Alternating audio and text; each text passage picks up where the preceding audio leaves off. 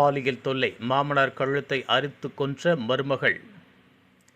பல்லாவரம் அடுத்த அனகாபுத்தூரில் நள்ளிரவில் மருமகளை பாலியல் தொந்தரவு கொடுத்த மாமனாரை அரிவாள் மணியால் கழுத்தை அறுத்து கொன்று தன்னை காத்து கொண்ட பெண்ணின் செயலால் பரபரப்பு ஏற்பட்டுள்ளது.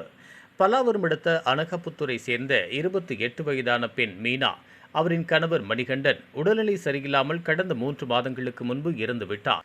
இந்த நிலையில் மீனா மற்றும் அவரது 8 வயதான மகள் ஈஸ்வரி, 58 வயதான மாமனார் பெருமாள், 54 வயதான மாமியார் பத்மா ஆகியோர் ஒரே வீட்டில் தங்கியிருந்த நிலையில் மீனாவிற்கு அடிக்கடி பெருமாள் பாலியல் தொல்லை கொடுத்துள்ளார். இதனால் பெருமாளின் மனைவி பத்மா கோபித்துக் கொண்டு அவரின் தாய் வீட்டிற்கு கடந்த ஞாயிற்றுக்கிழமை சென்று விட்டார். இதனால் மீனா, அவரின் பெண் மற்றும் உறவினர் குழந்தையுடன் மீனா வீட்டின் அறையில் தூங்கியுள்ளார். நள்ளிரவில் பெருமாள் கதவை தட்டி பாலியல் தொல்லை கொடுத்ததாக கூறப்படுகிறது. இதனால் மீனா தன்னை காத்துக் கொள்வதற்காக அங்குள்ள அரிவாள் மணியை கொண்டு பெருமாளின் கழுத்தை அறுத்துள்ளார்.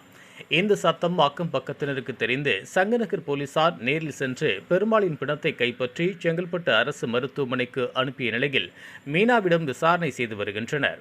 கணவன் இறந்து 3 மாத துக்கத்தில் இருந்த மருமகளை பாலியல் இச்சைக்கு வணங்க வற்புறுத்திய மாமனாரை அரிவாள் மணியால் கழுத்தை அறுத்து கொன்று தன்னை காத்துக்கொண்ட பெண்ணின் நிகழ்வு பெரும் பரபரப்பை ஏற்படுத்தியுள்ளது. இதுபோன்ற உள்ளூர் செய்திகள், மாநில செய்திகள் மற்றும் பயனுள்ள தகவல்களை உடனுக்குடன் தெரிந்து கொள்ள GST ஆன்லைன் மீடியாவை இலவசமாக சப்ஸ்கிரைப் செய்து கொள்ளுங்கள்.